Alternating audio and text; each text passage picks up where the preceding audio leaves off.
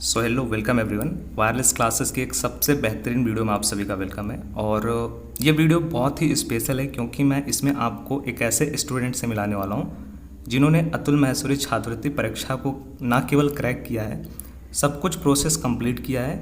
उसके बाद इनको अतुल महेश्वरी फाउंडेशन के द्वारा जो प्राइज़ मनी है, जो छात्रवृत्ति है, वो भी इनको वितरित कराई गई। सब कुछ हम लोग प्रोसेस देखेंगे, मतलब कि क्या हुआ, इन्होंने कैसे फॉर्म के बारे में इनको कैसे पता चला, एग्ज़ामिनेशन इन्होंने दिया, कैसे प्रिपरेशन किया, all details like step by step सब कुछ पूरा एक्सपीरियंस हम लोग देखेंगे यहाँ पे, ठीक है। और सुनेंगे, आप सभी को बहुत हेल्प मिलेगा एंड कैसे प्रिपरेशन करना है वो भी बताएंगे शिवम। सब कुछ आपको यहाँ पे पता चलेगा, ठीक है।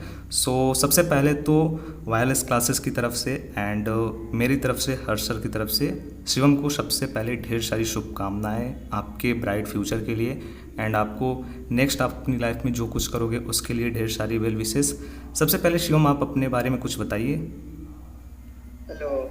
हाँ शिवम, आपकी वॉइस आ रही है। Good evening sir. Good evening Shivam. Okay Shivam, आपका नाम क्या है? सर मेरा नाम शिवम चौधरी है। ओके शिवम, एंड आपके फादर का क्या नाम है? मेरे पिताजी का नाम श्री रामशंकर चौधरी। ओके, एंड आपका डिस्ट्रिक्ट क्या है? मेरा डिस्ट्रिक्ट सिद्धार्थ नगर। ओके, सिद्धार्थ नगर है। ओके, एंड आप उत्तर प्रदेश सिद्धार्थ नगर के निवासी हैं। तो आपको लाइक अतुल महेश्वरी छात्रवृत्ति परीक्षा संबंधित इन्फॉर्मेशन डिटेल कहाँ से मिला? न्यूज़पेपर से, यूट्यूब से, या फिर आपको किसी फ्रेंड ने आपको बताया कि ये ऐसा कुछ है, इस फॉर्म को फिलअप करने के बाद स्कॉलरशिप मिलेगा जिससे हम लोग आगे की पढ़ाई कर सकते हैं अच्छे से? जी सर, इस फॉर्म की जानकारी हमें यूट्यूब के माध्यम से ही हुआ है। अच्छा, आपको यूट्यूब के माध्यम से ही हुआ है। ओके, आपने मुझे मैसेज किया था एक्चुअली कि सर मेरा सिलेक्शन हो गया है अतुल महेश्वरी एग्जामिनेशन में, और चूँकि मैंने बहुत से स्टूडेंट्स को गाइड किया था, बहुत से यूट्यूब पे क्लासेस भी मैंने प्रोवाइड किए थे, बहुत से स्टूडेंट्स के मैंने फॉर्म भी फिलअप करवाए थे, तो आपने मुझे मैसेज किया आफ्टर सिलेक्शन के बाद। सो मुझे बहुत अच्छा लगा। 3 से 4 और स्टूडेंट्स थे जिन्होंने सिलेक्शन के बाद मुझे मैसेज किया था, तो मैं उनके भी धीरे धीरे इंटरव्यू लाऊंगा, तो थैंक यू उसके लिए। एंड लाइक आप मुझे बताना चाहोगे आपने प्रिपरेशन कैसे किया था, ओवरऑल सिलेबस क्या था, क्वेश्चंस का लेवल क्या था? सर क्वेश्चन का लेवल ज़्यादा हाई नहीं था, मीडियम में ही था, और यूट्यूब से ही हमने तैयारी किया था। ओके, और आपके ग्रुप से भी ज्वाइन हुए थे। ओके, ओवरऑल मतलब आप ये कह रहे हो कि जैसे बहुत ज़्यादा हार्ड नहीं रहता। एक्चुअल में देखो सिलेबस में क्या रहता है आपका, आपके ओवरऑल जीके जीएस में 40 क्वेश्चन रहता है, 20 क्वेश्चन रीजनिंग के रहते हैं, फिर उसके बाद आपका यहाँ पे 20 क्वेश्चन मैथमेटिक्स के रहते हैं, 10 क्वेश्चन हिंदी के और 10 क्वेश्चन इंग्लिश के। और 10 क्वेश्चन इंग्लिश के। Right right. बहुत से छात्रों को कन्फ्यूज़न रहता है कंप्यूटर के रहते हैं या फिर नहीं, तो कंप्यूटर का क्वेश्चन आपका था पेपर में? नहीं सर, कंप्यूटर का नहीं था। 9th 10th में कंप्यूटर नहीं है, बस 11th और 12th में कंप्यूटर आता है बस। राइट राइट, मैंने ऑलरेडी बताया हुआ था सबको कि कंप्यूटर से क्वेश्चन नहीं आया था, बट फिर भी छात्रों के डाउट रहते हैं, तो मैं बोला कि एक बार फिर से जो सिलेक्टेड है, जिनको मिल गया स्कॉलरशिप, तो आप मुझे बताओ कि आपको स्कॉलरशिप मिल गया, आपको चेक मिल गया? क्योंकि बहुत से छात्र ऐसे भी हैं जिनको लगता है कि स्कॉलरशिप मिलती नहीं है, ये सभी चीज़ें फेक हैं। उसके बारे में आप क्या कहना चाहते हो? आपको किसी फ्रेंड ने बोला कि ये फेक है, फॉर्म फिल मत करो, कुछ नहीं मिलेगा, ऐसा कुछ किसी ने बताया था आपको? जी सर, हमारे गांव के भी लोग बोल रहे थे कि ये सब फेक है, इसमें मत भरो, पेपर मत दो। अच्छा, आपके तो गाँव। हमने उनकी बातें नहीं सुनी और हमने पेपर दिया और फॉर्म फिल किया और हमारा सिलेक्शन हो गया। ओके, आपको सिलेक्शन भी हो गया आपका और आपको स्कॉलरशिप भी मिला। अभी आपको मैं आपकी उससे रिलेटेड भी जानकारी आपसे लूँगा, लाइक सिलेक्शन हुआ तो वहाँ पे क्या हुआ, आप ऑफिस में गए थे, तो पहला स्टेप था कि आपने जो है फॉर्म को फिलअप किया। फॉर्म आता है जुलाई या फिर अगस्त, अराउंड इसी मंथ में आता है? अगस्त में आता है। अगस्त में आता है, ठीक है। और फिर फॉर्म फिल करने के बाद आपके जो एग्ज़ामिनेशन है वो एडमिट कार्ड नवंबर अराउंड में होते हैं। जी सर, नवंबर में फिर पेपर हमारा 5 नवंबर को हुआ था। हाँ, 2 फेज़ में होता है, लाइक कुछ डिस्ट्रिक्ट के 10 नवंबर को, कुछ डिस्ट्रिक्ट के 15 नवंबर, कुछ यही। 16 नवंबर और 17 नवंबर को। हाँ, यही हुआ था 10 को और 17 को, तो ये डिस्ट्रिक्ट वाइज रहता है, मंडल वाइज। तो आपका जो एडमिट कार्ड था वो बिफोर एग्जामिनेशन के जो है 1 वीक पहले आया था। राइट, फिर उस 5 तारीख तक। हाँ 5 तारीख तो आ गया था। तो सब कुछ आपका ऑनलाइन रहता है ओवरऑल, ऑफलाइन कुछ भी नहीं करना होता है आपको? जी सर।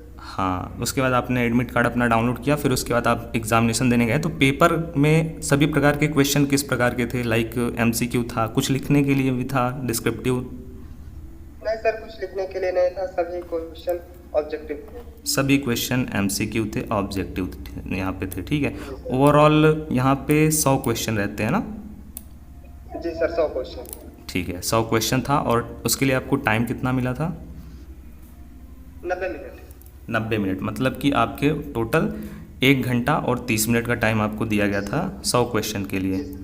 Right right. तो क्वेश्चन का लेवल क्या था? लाइक देखो, बहुत से स्टूडेंट्स के जो है डाउट रहते हैं कि सर मैं अगर 9th और 10th के लिए फिल कर रहा हूँ स्कॉलरशिप का, तो मेरा जो सिलेबस रहेगा, मुझसे जो क्वेश्चन पूछा जाएगा वो किस तरीके का रहेगा? वो 8 से आएगा, 9 से आएगा, किस क्लास से आएगा? नहीं सर, वो जिस मतलब कि अगर वो क्लास 9th के लिए भर रहे हैं तो क्लास 8 से पूछा जाएगा। ओके। और क्लास 10th का भर रहे हैं तो क्लास 9th का आएगा। ओके, बट जी सर। एक्चुअल में ऐसा रहता है ना, देखो जैसे जो 9th के लिए जो फिल करेगा और 10th के लिए फिल करेगा, उन दोनों के लिए सेम पेपर रहता है। जो 11th के लिए फिल करेगा और 12th के लिए फिल करेगा, उनके लिए सेम रहता है। तो ओवरऑल लेवल यही रहता है कि जैसे आप 9th के लिए फिलअप कर रहे हो, 10th के लिए फिलअप कर रहे हो, तो आपका 8 का सिलेबस और थोड़ा बहुत 9th का सिलेबस। और आप अगर आप 11th 12th के लिए फिल कर रहे हो तो आपका 10th का सिलेबस और थोड़ा बहुत 11th का सिलेबस। जी सर। क्वेश्चन का लेवल यही रहता है। जीके जीएस में आप क्वेश्चन बताओ, लाइक कैसा क्वेश्चन था? लाइक मीन्स थोड़ा बहुत जो लेटेस्ट में कुछ इवेंट हुआ है उससे रिलेटेड क्वेश्चन रहता था जीके का, या फिर जो हमारे पुराने हैं स्पोर्ट्स के कौन कौन से अवार्ड हैं, थोड़ा उसके बारे में आप बताइए। नहीं सर, जीके में तो वैसे मीडियम में क्वेश्चन थे, जैसे कि लोक नृत्य हो गए, कहाँ के प्रमुख लोक नृत्य हैं, ये सब हो गए। और स्पोर्ट्स से संबंधित कुछ क्वेश्चन आए थे। हाँ, कि किस स्पोर्ट्स में हमको क्या जो है अवार्ड मिलता है, अर्जुन अवार्ड, बहुत सारे ऐसे अवार्ड्स हैं। जी सर, और कुछ उपनाम आए थे। ओके, उपनाम भी। जैसे घाटों का शहर है तो वो उसे कहा जाता है। ओके, एंड मैथमेटिक्स में किस तरीके का क्वेश्चन था? लाइक किस चैप्टर से या फिर किस टॉपिक से क्वेश्चन देखने को मिला था? जैसे आपका परसेंटेज हो गया, एंड उसके बाद लाभ हानि वाले क्वेश्चंस हो गए इन टॉपिक से, ठीक है। मैथ में तो परसेंटेज से आते हैं और नंबर सिस्टम के थे कुछ। ओके, वर्गमूल था। जी सर, वर्गमूल और घनमूल, यही सब थे। अच्छा, परसेंटेज था, एलसीएम था, ठीक है, मतलब जो बेसिक है ओवरऑल यही था। एंड यही बेसिक थे। ओके, ज़्यादा हार्ड नहीं थे। ज़्यादा हार्ड नहीं था, बस आपको प्रिपरेशन करना है ओवरऑल और अच्छे से एग्जामिनेशन देना है। एंड रीजनिंग की बात की जाए तो रीजनिंग का लेवल क्या था? रीजनिंग में किस तरीके के क्वेश्चन थे? रीजनिंग का लेवल भी मीडियम ही था, ज़्यादा हार्ड नहीं कह सकते इसको भी। हाँ, मतलब ऐसा था कि कोई भी जो थोड़ा बहुत जिन्होंने प्रिपरेशन किया है, जी सर, थोड़ा बहुत प्रिपरेशन किए हैं तो क्वेश्चन कर ले जाएंगे। जैसे जिन्होंने क्लास 8 में जो है नेशनल मींस का मेरिट एग्जामिनेशन होता है, उसकी प्रिपरेशन के लिए जिन्होंने रीजनिंग पढ़ा है, और भी जो एग्जामिनेशन होते हैं कंपटीशन वाले जिन्होंने उनकी प्रिपरेशन की है क्लास 8 में, तो उनके लिए बहुत ईजी हो जाता है। जी सर, ओवरऑल मिला के लेवल वही रहता है। ओके, और हिंदी और इंग्लिश का तो बहुत लेवल इजी रहता है। हिंदी में आपको केवल जैसे अनेक शब्दों के एक शब्द, ये सब हो गया, यही सब आपसे पूछा जाता है, और कुछ तो पूछा जाता है नहीं ज़्यादा।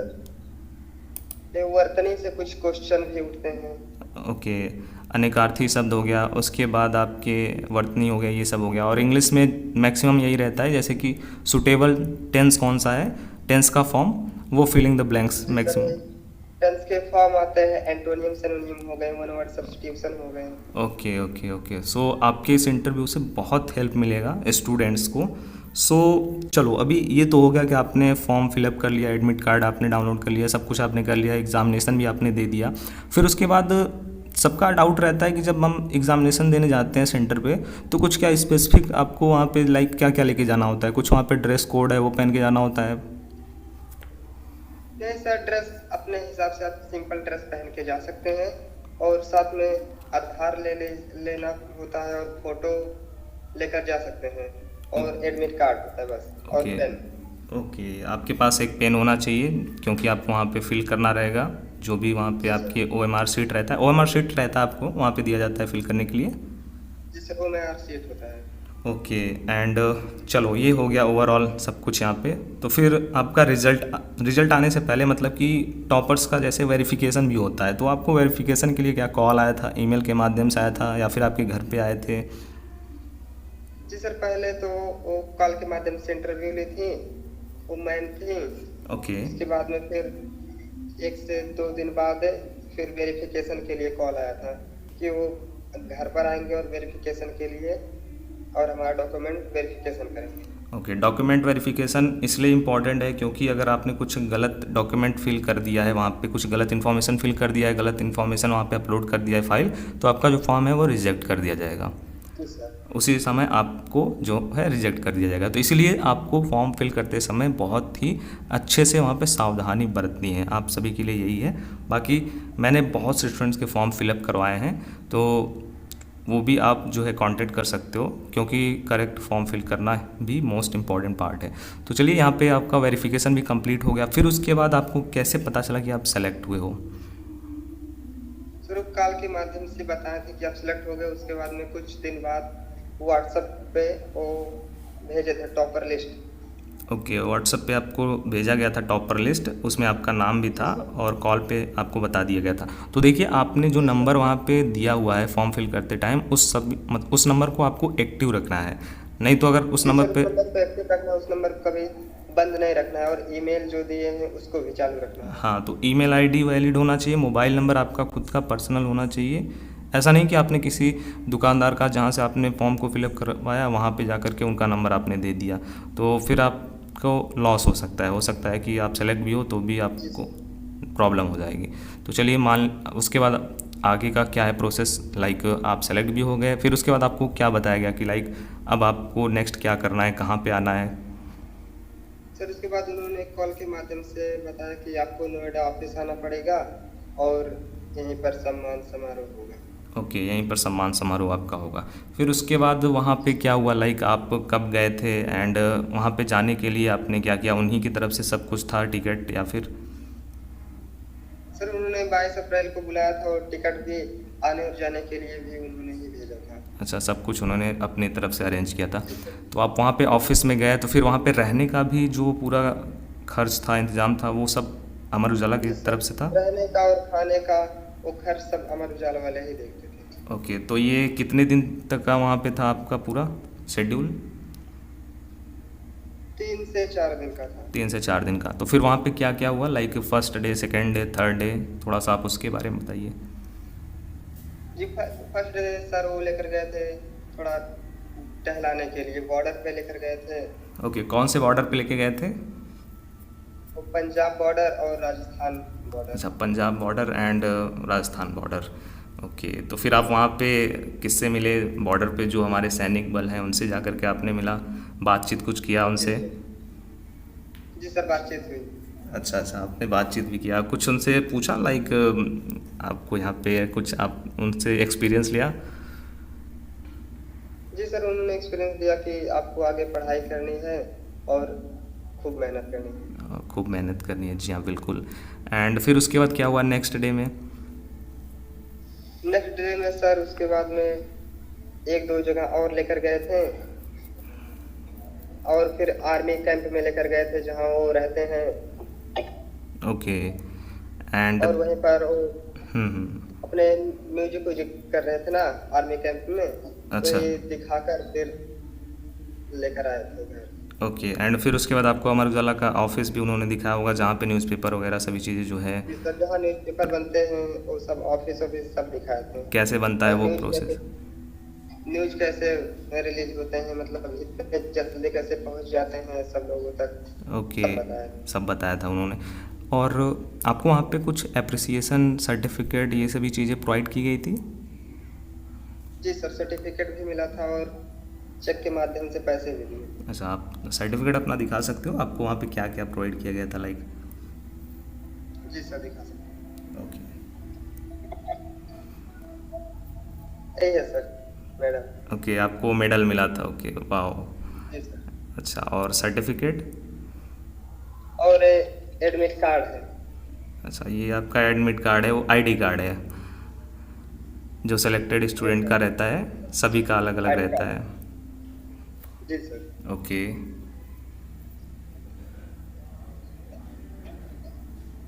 ये है सर्टिफिकेट। अच्छा, ये आपका सर्टिफिकेट है। हाँ, तो देखो ये है आपका एप्रिसिएशन लेटर। मतलब आपको एक एप्रिसिएशन लेटर प्रोवाइड किया जाएगा कि आपने इतना अच्छा परफॉर्मेंस किया, तो आपको वहाँ पे नाम लिखा होगा, अमर उजाला टीम की तरफ से पूरा डिटेल रहेगा। तो देखो जी कि सर। यहाँ पे जो है शिवम को सब कुछ प्रोवाइड किया गया। मतलब कि एक नया एक्सपीरियंस, इनको बहुत कुछ वहाँ पे सीखने को मिला, देखने को मिला, नया इनके लाइफ में बहुत कुछ चेंज हुआ होगा वहाँ पे जाने के बाद। बहुत सी चीज़ें इनको न्यू देखने को मिली, बहुत नया नया एक्सपीरियंस भी इन्होंने किया। उसके साथ साथ इनको प्राइज़ मनी जो है वितरण किया गया। आपका चेक कितने का था? 50,000 सर। क्योंकि इनका जो क्लास था वो 9th 10th लेवल का था और इन्होंने अतुल मैसूरी छात्रवृत्ति परीक्षा 2024 में प्रतिभाग किया था, जिसका रिजल्ट 2025 में आया था आपका फरवरी मार्च में। तो उस समय जो प्राइस था वो 50,000 था 9th 10th लेवल के स्टूडेंट्स के लिए, 11th 12th के लिए 75 था, राइट? जी सर। हाँ, तो आपके साथ और भी स्टूडेंट्स थे बहुत, लाइक जो भी सेलेक्ट हुए थे ओवरऑल?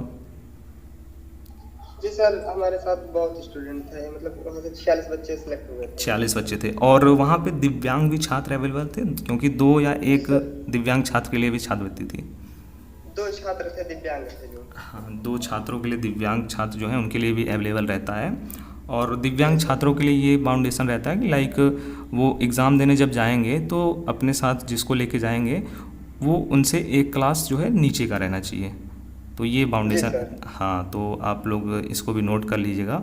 बाकी आप सभी को बहुत हेल्प मिला होगा इस इंटरव्यू से। और लाइक आपके और भी कुछ डाउट हैं, और भी कुछ क्वेरी हैं, आपको कुछ और जानना है शिवम से, कुछ और पूछना है, तो इस वीडियो पे आप कमेंट कर लीजिएगा कमेंट बॉक्स में।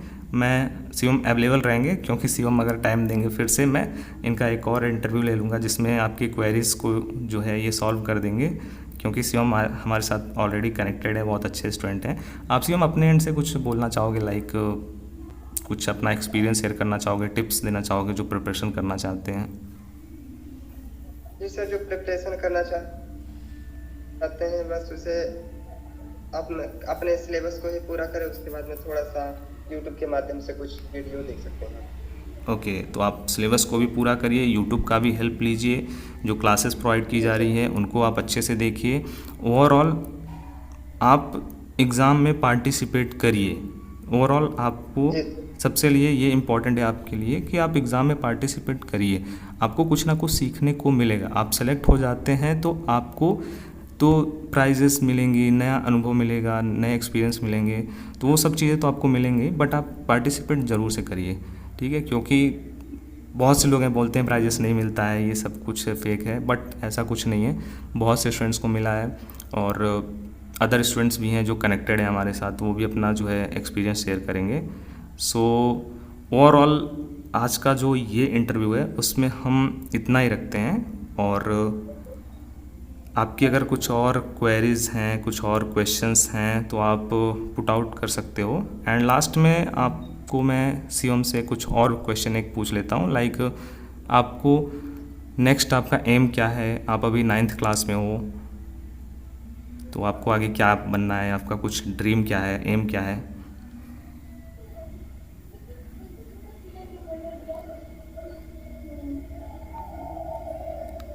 आपको मेरी वॉइस आ रही है शिवम? लाइक आपका एम क्या है, ड्रीम क्या है? आपको कौन सा सब्जेक्ट बहुत अच्छा लगता है पढ़ने में? सर, मुझे मैथ अच्छा लगता है पढ़ने में। ओके, आपको मैथ अच्छा लगता है। और आपका ड्रीम, आपने कुछ सोचा है, लाइक कुछ आपको किस फील्ड में जाना है? एयरफोर्स करना है। Okay, air force. तो ओवरऑल आज की क्लास में इतना ही रखते हैं। Thank you for watching. जय हिंद, जय भारत, वंदे मातरम। धन्यवाद।